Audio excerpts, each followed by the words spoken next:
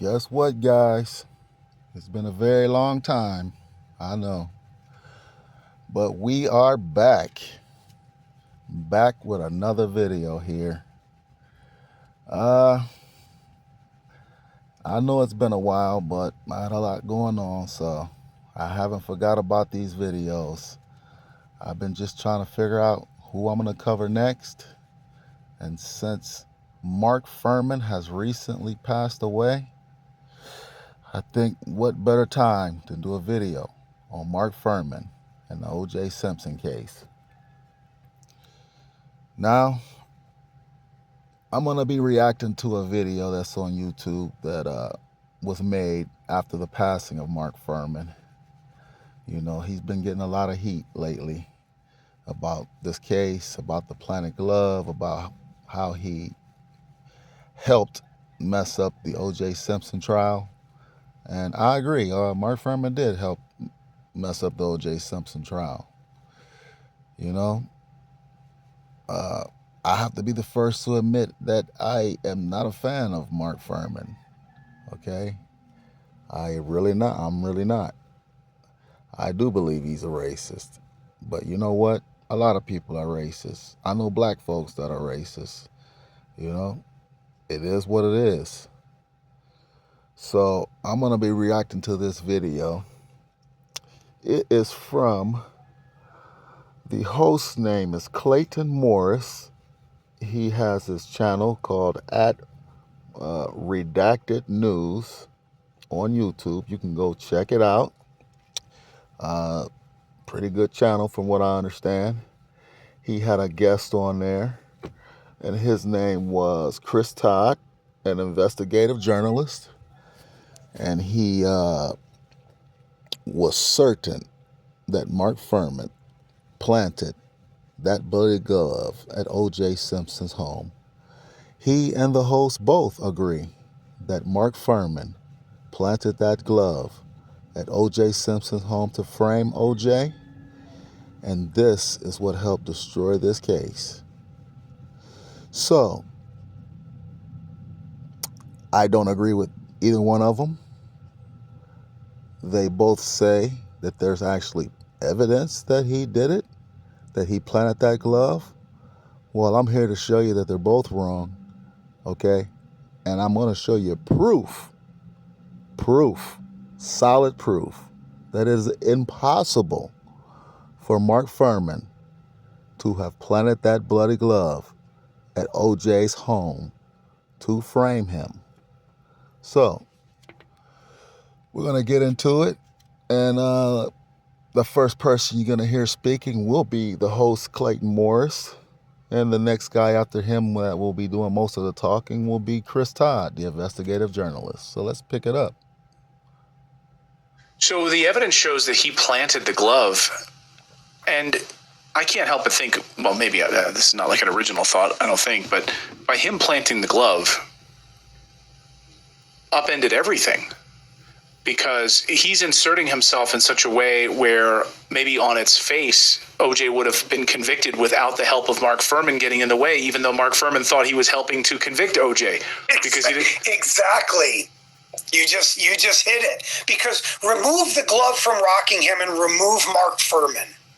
Right? Right. Now, they had other detectives or patrolmen testify, and detectives, but Brad Roberts never did, and his notes are in there.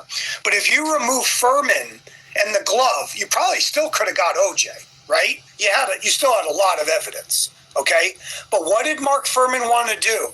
And he admitted it on the tape. Without that glove in the back, they got nothing. And he says it on tape. Because he wanted to assert himself into it. Stop it there.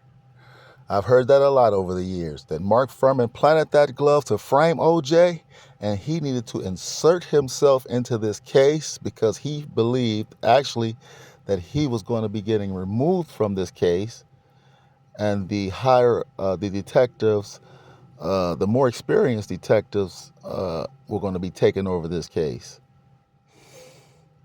Again, it's not true. Now, before I show you the proof that Mark Furhman did not plant that glove, and it is impossible for Mark Furhman to plant that glove. It's very simple. I'm going to show you this. I want to put this myth about Mark Furhman to rest. Okay, I've heard people online literally say, who did not watch the trial, say, hey, Mark Furhman pled the fifth when he was asked if he planted the glove, or he pled the fifth when he was asked if he framed OJ, so he must be guilty. He don't even want to answer the question. He's pleading the fifth. Okay, guys, that is not true. Okay, just because, yes, he did plead the fifth to those questions from OJ's lawyers. That part is true, but that does not mean he's guilty, because what you don't understand is that when you plead the fifth to one question, such as, are you a racist? Which he had to plead the fifth because he was on tape being a racist. He was saying the N-word over and over. So he had to plead the fifth of that. He did not want to answer that question. So OJ's lawyers were smart. So they know he now has to plead the fifth to every other question after that. They know this. So now they're going to ask him, hey, did you frame OJ? I plead the fifth. He has to plead the fifth. He can't answer the question. Hey, did you plant the glove at OJ's? I plead the fifth. He has to plead the fifth by law, because he already pled the fifth once. He can't pick and choose which questions to plead the fifth to. Okay, so just because he pled the fifth to planting the glove does not mean he's guilty of planting the glove. That was just a trick by OJ's lawyers, okay, to keep asking him questions knowing he must plead the fifth to all these questions, because he's already pled the fifth once. Okay, now to the proof that Mark Furhman did not plant that glove. It is impossible for Mark Furhman to plant that glove. We need to think about this, guys. Okay, Nicole and Ron are taken out. Mark Furhman is one of the first, and his partner is one of the first to show up to the crime. Van Adder and Lang show up later. They're at the crime scene, right? They see the bodies. They see the blood. They see footprints from the perpetrator. Okay, there's footprints. Bruno Maglia, of all shoes, but hey, whatever. There's footprints leading from the bodies. Okay, these detectives can see it. That the footprints are leading from the body and they're going towards the back alley. It is the perpetrator's footprints. Okay? They also see a blood trail from the perpetrator. Next to the footprints, next to the bloody footprints, there is blood drops. The perpetrator is injured and bleeding and walking away from the bodies. Okay? They can see that. There's another person's blood drops. It's not the victim's.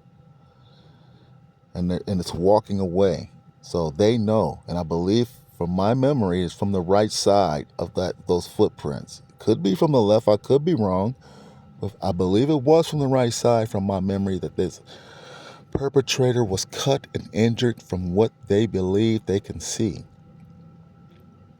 Okay.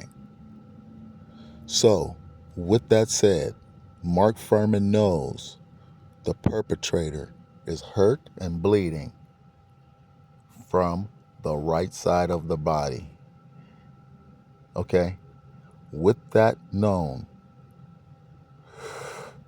Mark Furhman, it is impossible for Mark Furhman to frame anyone in the world, okay, including OJ Simpson,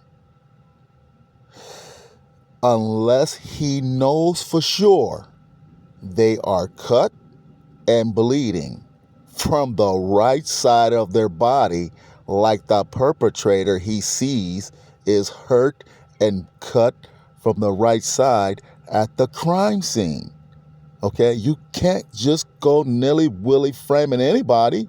they must be cut and bleeding from the right side, just like this perpetrator, okay?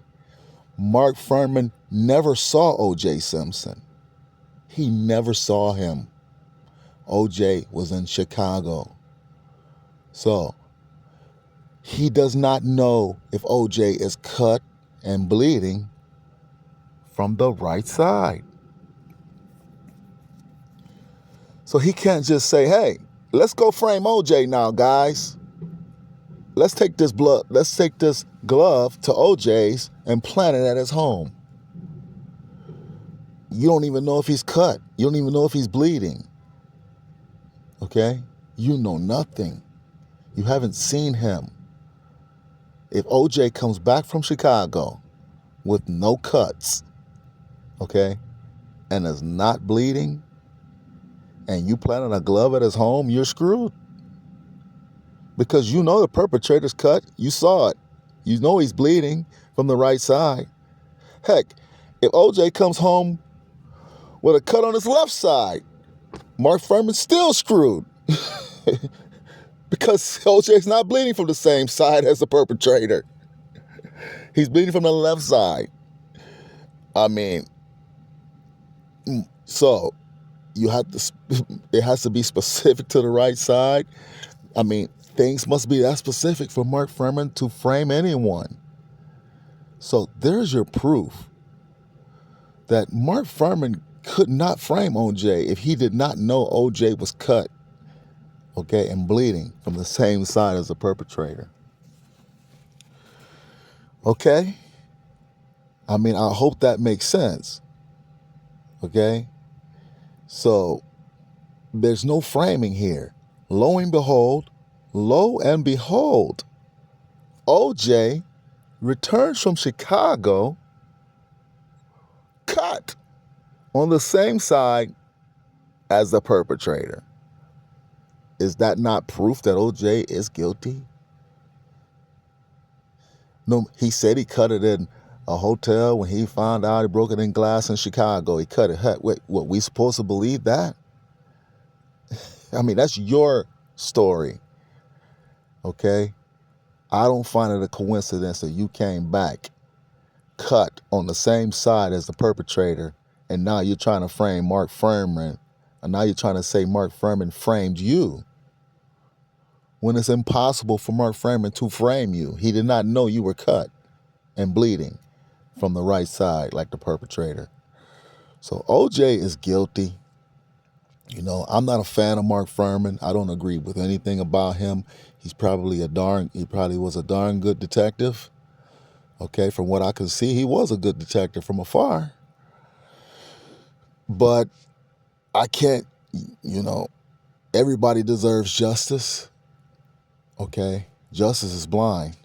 And Mark Furhman should not be accused of planting that glove when there's proof that it is impossible for him to do so. And I will be the one to point that out. And I will also be the one to point out that this is more proof that OJ Simpson is guilty of this crime. To show up with cuts on the same side as this perpetrator, not a good thing. So when Johnny Cochran stands up there and says, if the glove don't fit, you must acquit, what Marsha Clark and should have went up there, Chris Darden should have just simply said, hey, ladies and gentlemen of the jury, he can rhyme, he can do all this fancy stuff all he wants. But if Mark Furhman didn't see OJ, Mark Furhman can't frame OJ. Period. OJ Simpson is guilty. So, this guy, Chris Todd and Morris Clayton, or Clayton Morris, sorry, that's his name, at Redacted News, they both owe Mark Furhman and his family a public apology, okay? Because I just showed you proof that it is impossible for Mark Furhman to frame a man he never saw. Okay? It is impossible. Or Mark Furhman is putting his own life on the line to be just planting gloves at people's homes where he don't know if they're cut and bleeding. Okay? From the same side as a perpetrator. So, well, I guess that'll do it for now. And I hope they watch this video. I hope somebody show them this video or point out to them what you just heard in this video. And I'll be looking out for a public apology from them at some point, hopefully. I'm not holding my breath. So until next time, guys, take care and be safe out there. Later.